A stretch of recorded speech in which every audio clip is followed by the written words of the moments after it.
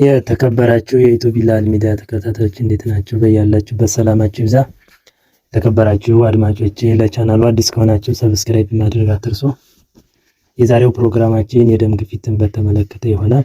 ይህ የደም ግፊት ምንድነው የሚለው እናያለን። ሁለተኛ የደም ግፊት አይነቶች፣ ሶስተኛ ለከፍተኛ የደም ግፊት የሚያጋልጡ ነገሮች፣ አራተኛ የደም ግፊት ህመም ምልክቶች፣ አምስተኛ የደም ግፊት ምርመራዎች፣ ስድስተኛ ከፍተኛ የደም ግፊትን ለማስተካከል የሚረዱ ነገሮችን እናያለን። አንደኛ የደም ግፊት የሚባለው ከልብ ምት የሚመነጭና ደም በሰውነት እንዲዘዋወር የሚረዳ የግፊት ኃይል ነው።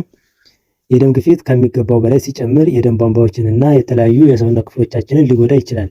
ይህም ከፍተኛ የደም ግፊት ወይም ሃይፐርቴንሽን ይባላል። አንድ ሰው የደም ግፊት አለበት ወይም የለበትም ለማለት እነዚህን 5 የብለድ ፕሬሸር ሬንጆች ማወቅ ግዴታ ይሆናል። ከነዚህ ከ5 የብለድ ፕሬሸር ሬንጆች ውስጥ የመጀመሪያው አንድ ሰው ጤነኛ ነው ለማለት የሲስቶሊክ ብለድ ፕሬሸሩ ከ90 እስከ 119 መሆን ይኖርበታል። ሌላኛው የዳይስቶሊክ ብለድ ፕሬሸሩ ከ70 እስከ 79 መሆን ይኖርበታል። ሌላኛው የሲስቶሊክ ብለድ ፕሬሸሩ ከ80 በታችና ከ120 እስከ 129 ከሆነ ይህ ፕሪ ሃይፐርቴንሽን አለበት እንላለን። ሶስተኛው የሲስቶሊክ ብለድ ፕሬሸሩ ከ130 እስከ 139 እና ዲያስቶሊክ ብለድ ፕሬሸሩ ከ80 እስከ 89 ከሆነ ስቴጅ 1 ሃይፐርቴንሽን አለበት እንላለን። አራተኛው የሲስቶሊክ ብለድ ፕሬሸሩ ከ140 በላይ እና የዲያስቶሊክ ብለድ ፕሬሸሩ ከ90 በላይ ከሆነ ስቴጅ 2 ሃይፐርቴንሽን አለበት እንላለን። አምስተኛው የሲስቶሊክ ብለድ ፕሬሸሩ ከ180 በላይ እና የዲያስቶሊክ ብለድ ፕሬሸሩ ከ120 በላይ ከሆነ ሃይፐርቴንሽን ክራይሲስ አለበት እንላለን። እንግዲህ አንድ ሰው የደም ግፊት አለበት ለማለት እነዚህን 5ቱን የብለድ ፕሬሸር ሬንጆች ማወቅ ግዴታ ይሆንብናል ማለት ነው ይባላል። ይህ የደም ግፊት በሁለት ይከፈላል። አንደኛው ፕራይመሪ ሃይፐርቴንሽን ወይም መሰረታዊ ከፍተኛ የደም ግፊት ሲባል፣ ሁለተኛው ሰከንደሪ ሃይፐርቴንሽን ወይም ከሌሎች በሽታዎች ወይም መድኃኒት ጋር ተያይዞ የሚመጣ ህመም ነው። ይህ ፕራይመሪ ሃይፐርቴንሽን የሚባለው ወይም መሰረታዊ ከፍተኛ የደም ግፊት የሚባለው 90 እና 95% በላይ የሚሆኑት የደም ግፊት ህመምተኞች በፕራይመሪ ሃይፐርቴንሽን ይጠቃሉ። ይህ መሰረታዊ ወይም ፕራይመሪ ሃይፐርቴንሽን የሚባለው የደም ግፊት አይነት ትክክለኛ መንስኤ አይታወቅም። እንዲሁም ከሌላ ህመም ጋር ሳይያያዝ ወይም ይህ ነው በማይባል ምክንያት ከፍ ሊል ይችላል። ነገር ግን ለዚህ ፕራይመሪ ሃይፐርቴንሽን ለሚባለው የመያዝ እድልን ሊጨምሩ ከሚችሉ ነገሮች ውስጥ አንደኛው በዘር ከፍተኛ የደም ግፊት መኖር፣ ሁለተኛ ከፍተኛ የጨው መጠን በምግብ ላይ መጠቀም፣ ሶስተኛ አልኮል መጠጣት፣ አራተኛ ትንባሆ የመሳሰሉ ነገሮችን መጠቀም፣ አምስተኛ የእድሜ መግፋት። እንግዲህ ሰዎች ወደ እርጅና በሄዱ ቁጥር ለደም ግፊት የመጋለጥ ደረጃቸው ከፍ ይላል። ስድስተኛ የኩላሊት በሽታ።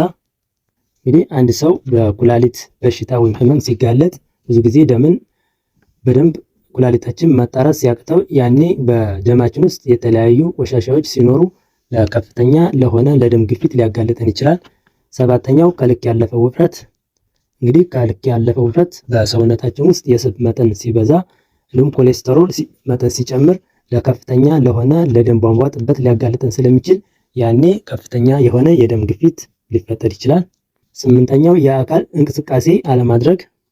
የአካል እንቅስቃሴ የዕለት ተግባራችን መሰረታዊና ጠቃሚ የሆነ ነገር ነው። እንግዲህ አንድ ሰው የአካል እንቅስቃሴ ካላደረገ ለሰውነት ውፍረትና ለተለያዩ በሽታዎች ሊጋለጥ ይችላል።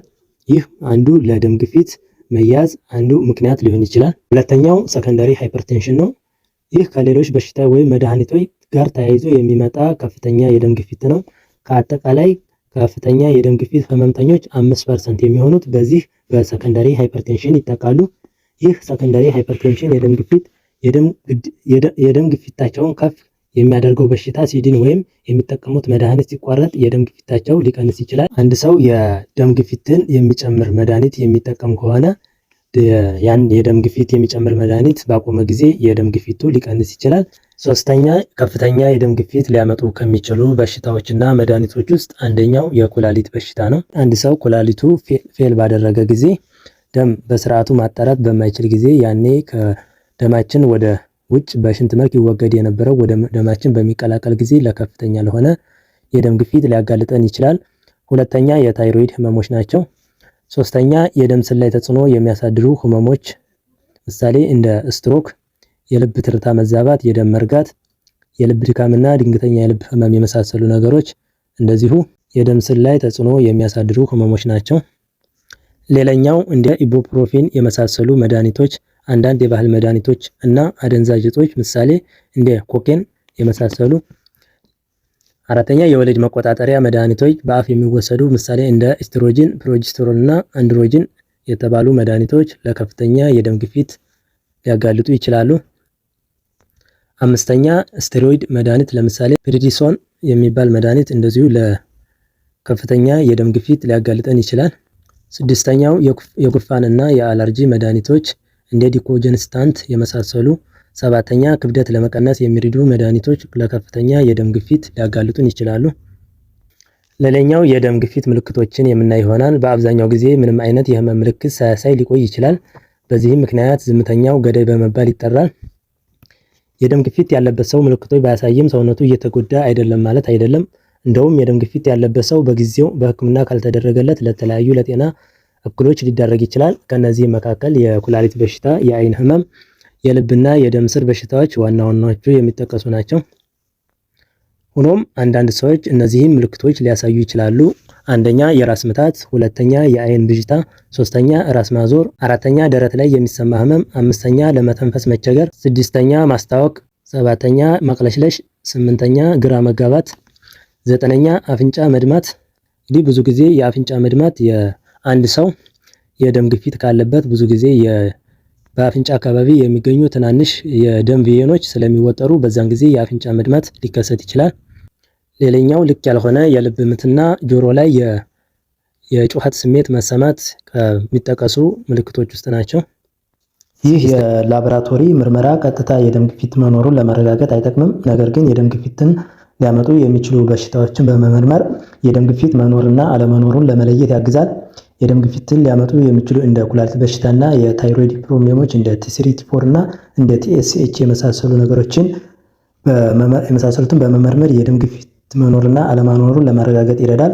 ከነዚህ ከላቦራቶሪ ምርመራዎች ውስጥ አንደኛው ዩሪያና ክሬአቲን የኩላሊት ጤነኛ መሆንና አለመሆኑን ለማወቅ ይረዳል። እንግዲህ ኩላሊት በሽታ አንዱ የደም ግፊትን ሊጨምሩ ከሚችሉ ነገሮች ውስጥ አንዱ ነው።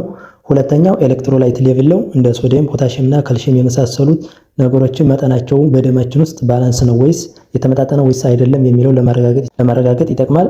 ይህም የኤሌክትሮላይት ኢምባላንስ አለመሆን ለከፍተኛ የደም ግፊት ያጋልጣል። ሶስተኛው ብለድ ግሉኮስ ነው። ይህ ደግሞ በደማችን ውስጥ የስኳር መጠንን በማረጋገጥ እንደ ሄሞግሎቢን ኤዋንሲ የሚባለውን በመመርመር የስኳር መጠንን ለመለካት ይጠቅማል። እንግዲህ የስኳር በሽታ አንዱ የደም ግፊት እንዲጨምር ከሚያደርጉ ነገሮች ውስጥ ነው።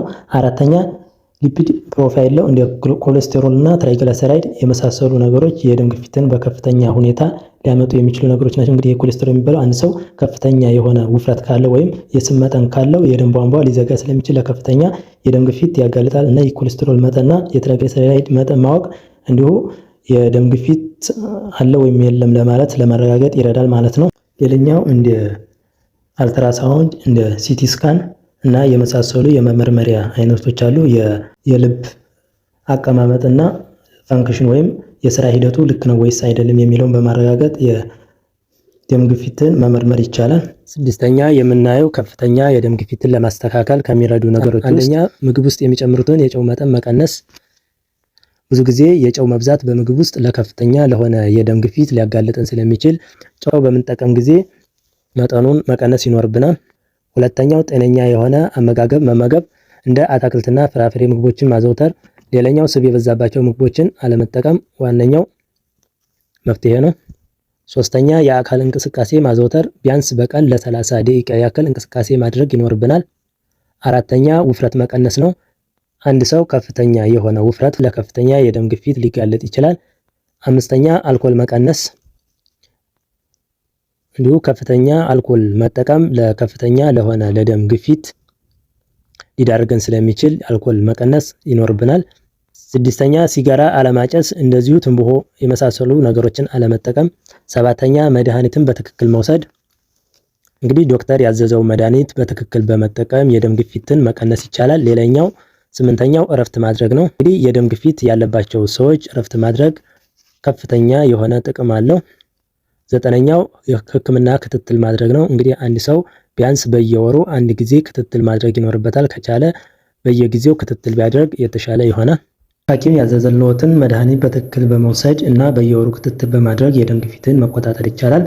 የተከበራችሁ አድማጭ ተከታታዮች ኮሜንትና አስተያየት ካላችሁ ኮሜንት መስጫ ላይ ጻፉልኝ። አመሰግናለሁ። መልካም ጊዜ